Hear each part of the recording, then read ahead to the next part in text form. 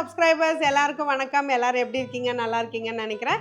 இன்னைக்கு கருவேப்பிலை வச்சு நம்ம கருவேப்பிலை சாதம் எப்படி பண்ணுறதுன்னு பார்க்க போகிறோம். இந்த பொடி நீங்கள் இட்லிக்கு கூட தொட்டுக்கலாம், ரொம்ப நல்லாயிருக்கும். எப்படி பண்ணுறதுன்னு பார்க்கலாமா? ஸோ ஃபஸ்ட்டு அதுக்கு நம்ம கருவேப்பிலையை வறுத்துக்கலாம். நான் வந்து ட்ரை ரோஸ்ட் பண்ண போகிறேன், ஸோ தட் ஷெல்ஃப் லைஃப் ரொம்ப நாளைக்கு கிடைக்கும். உங்களுக்கு ஒரு 1 வீக் மட்டும் போதும்னா நீங்கள் நல்லெண்ணெயில் வறுத்தாலும் ரொம்ப வாசனையாக நல்லாயிருக்கும். நான் வந்து கரெக்டாக 20 கொத்து கருவேப்பிலை எடுத்திருக்கேன். இப்போ ட்ரை ரோஸ்ட் பண்ணிக்கலாம். நல்லா சிப்ஸ் மாதிரி ரெடியாகி வரணும். நம்ம வந்து எண்ணெய் இல்லாமல் ட்ரை ரோஸ்ட் தான் பண்ணிக்கிறோம். நீங்கள் எண்ணெயில் கூட பண்ணிக்கலாம், பட் ஷெல்ஃப் லைஃப் பார்த்தீங்கன்னா ஒரு 15 நாள் தான் கிடைக்கும். ஒரு 2 டேபிள் ஸ்பூன் நல்லெண்ணெய் இல்லைனா தேங்காய் எண்ணெயில் நீங்கள் இந்த பொடி ரெடி பண்ணிக்கலாம். கருவேப்பிலை கூட நீங்கள் எண்ணெயில் வதக்கிக்கலாம். இப்போ நான் என்னென்ன பொருட்கள்லாம் சேர்க்க போகிறேனோ அது எல்லாத்தையும் நீங்கள் எண்ணெயிலே வதக்கிக்கலாம். நல்லா இது சிப்ஸ் மாதிரி கிறிஸ்பியாக வரணும். இப்போ பார்த்தீங்கன்னா நல்லா சலசலன்னு சவுண்ட் வருது பாருங்கள். இப்படி போடுவோம், சலசலன்னு சவுண்டு வரணும். ஆறுச்சுன்னா நல்லா நொறுங்கும். இதோட கம்ப்ளீட்டாக இதோட ஈரத்தன்மை போயிடுச்சு. நான் ஸ்டவ் ஆஃப் பண்ணிட்டேன். ஸோ இப்போ இதை எடுத்து வச்சிடலாம். இந்த மாதிரி நீங்கள் ஆட்டி பார்க்கும்போது சலசலன்னு சவுண்ட் இருக்கணும். ஆறுச்சுன்னு வச்சுக்கோங்களேன், நல்லா கிறிஸ்பி அப்படியே உடஞ்சி நொறுங்கி வரும். இப்போ நல்லா சூடாக இருக்குது, ஸோ கொஞ்சம் ஆற விட்டுருவோம். இப்போ பாருங்கள், ஒரு 2 நிமிஷம் தான் ஆறி இருக்குது. இப்போ பாருங்கள், இந்த மாதிரி பொடி ஆகணும். இந்த அளவுக்கு கிறிஸ்பியாக தான் நீங்கள் வறுத்துக்கணும்.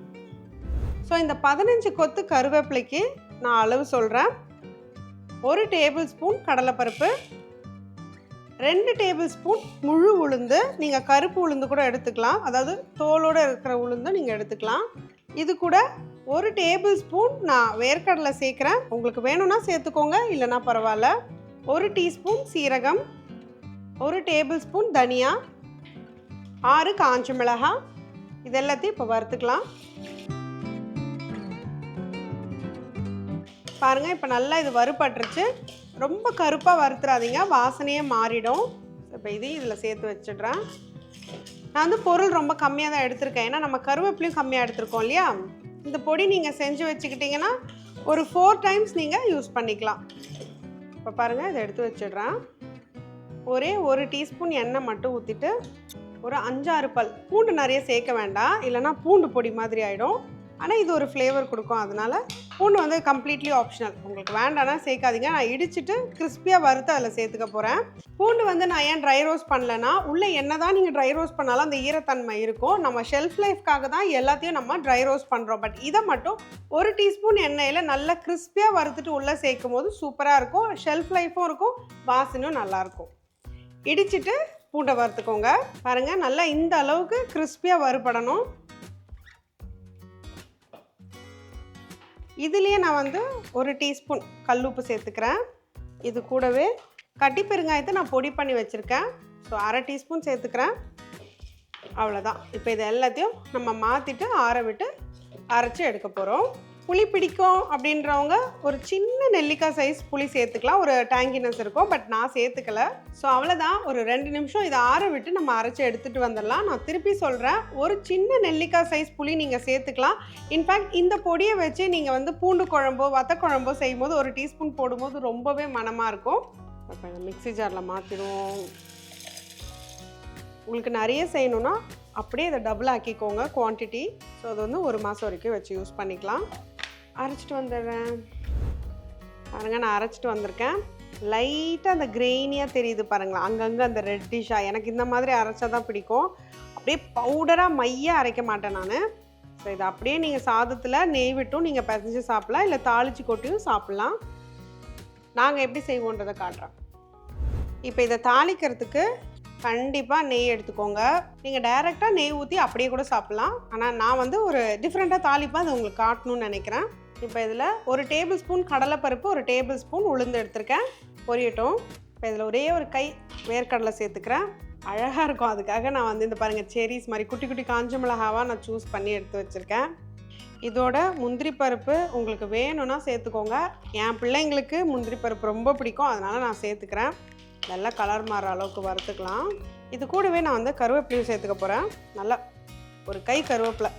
எந்த வந்து மண் சட்டி ரொம்ப சீக்கிரம் கலர் மாறிடும், ஏன்னா சூடாக இருக்குது. நான் வந்து இப்போவே ஆஃப் பண்ணிவிடுவேன், அப்போ தான் நல்லா கோல்டன் ப்ரௌனாக இருக்கும். நீங்கள் நல்லா கோல்டன் ப்ரௌன் ஆனதும் ஆஃப் பண்ணிவிடுங்க. ஸோ இந்த மாதிரி நல்லா கோல்டன் ப்ரௌனாக எடுத்துக்கோங்க. நான் ஒரு அழகு சாதத்தை வடித்து வச்சுருக்கேன். இது புழுங்கல் அரிசி. நீங்கள் வேணும்னா பச்சரிசி கூட எடுத்துக்கலாம். நல்லா கம்ப்ளீட்டாக ஆறி இருக்கணும். குழைய வெடிச்சிட போகிறீங்க. இப்போ இதில் நம்ம ரெடி பண்ணி வச்சுருக்கிற நல்லா கிறிஸ்பியாக ஃப்ரை பண்ணோம் இல்லையா, கடலைப்பருப்பு, வேர்க்கடலை, முந்திரி இதை சேர்த்துக்கிறேன். இது கூட நம்ம ரெடி பண்ணி வச்சுருக்கிற பவுடர், கருவேப்பிலை பவுடர், இதை அப்படியே நான் உள்ளே சேர்க்குறேன். சேர்த்துட்டு நான் அப்படியே கையிலேயே கிளற போகிறேன். உங்களுக்கு எப்படியோ அப்படி கலரிக்கோங்க. Use hand, use ladle, anything.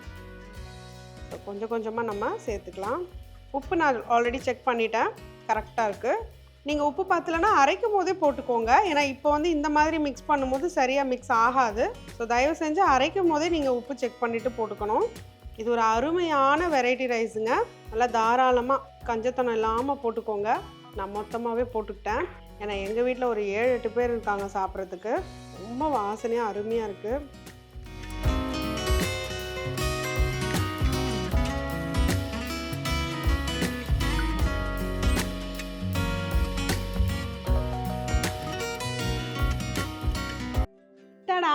Ready ஆயிடுச்சு நம்மளோட கருவேப்பிலை சாதம். கண்டிப்பாக இந்த மாதிரி ட்ரை பண்ணி பாருங்கள். ஸோ இப்போ நம்ம ரெடி பண்ணது பார்த்தீங்கன்னா ஒரு 4 பேர் தாராளமாக சாப்பிட்லாம். இப்போ டேஸ்ட் பண்ணிடலாமா? நல்லா வாசனையாக இருக்குது. இந்த கடலைப்பருப்பு, வேர்க்கடலை எல்லாமே முறுக்கு செம்மையாக இருக்குது.